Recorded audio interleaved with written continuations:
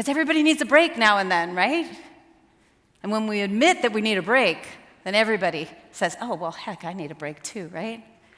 So one day, a couple of months ago, I was doing this big live online talk, okay? It was for one of the biggest audiences I've ever spoke to, and it was online. So it was on my computer at home. I was wearing, pajama pants on the bottom and looking snazzy on top, or so I thought. And my husband got all the boys ready, got them out the door, was taking them to the skate park so that I could have the whole house to myself, right? So that I could be focused and calm, go through my notes, finish my coffee. I felt like, I got this. And I looked at my watch and I was like, okay, I've got like 5 minutes before I'm supposed to hit the live button. I've got everything ready. I'm gonna run to the restroom and then I'll be set. So I go across the little tiny hallway and I go into the restroom, and you don't need to know details, but when I went to get out, the doorknob wouldn't work. I locked myself into the bathroom. And so I'm half panicking, right? I'm like, you've got to be kidding me. The one time that nobody else is home to come let me out.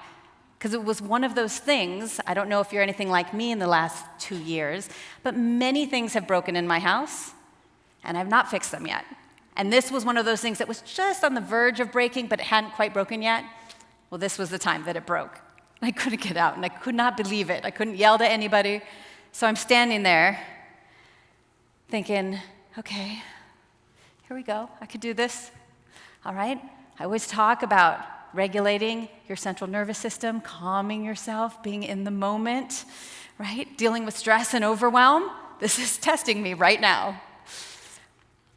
So I cannot get it open, try as I might. It's not moving at all. So I turn around, I look the other way, and there's a window. So I walk over to the window, I crank it open, I climb out of the window, run around my garage to the front of the house. Thank goodness they had left the door open. And I go in and I sit down. Now I've got about 30 seconds to when I'm supposed to hit the live button. And I'm going to share with you what I did, because the first strategies that I'm going to share with you today are called in-the-moment strategies, and I used one of them to help me center myself and focus in on the present moment. Because let me tell you something, stress and anxiety and even frustration and anger happen when our attention is focused either on the past, what just happened? Oh my gosh, I can't believe that person said that. Oh my gosh, did you read that email? Did you see that article? Oh my gosh. Or you're worrying about the future, right? It's uncertain, or you're anxious about it.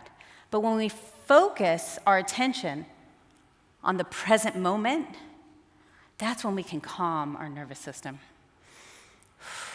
That's when we can tell our brain, you're safe. You're safe. You're safe right now. You don't have to be in the fight or flight or freeze zone. You can be calm, you can breathe, you can focus, you can remember things, right? Because when you're in fight or flight, it messes with your memory, it messes with your metabolism, it messes with your circadian rhythms, which affect your sleep. It affects your mood, it affects your relationships, it affects how you sleep and speak and how you move. It affects everything, okay? So, the 3 strategies I'm going to share with you right now are for these moments when you have that spike of adrenaline, that spike of cortisol, and you need to center yourself. Because maybe you have a new client that's walking in 1 minute, and you just received some really upsetting news, right? Or you had some other distraction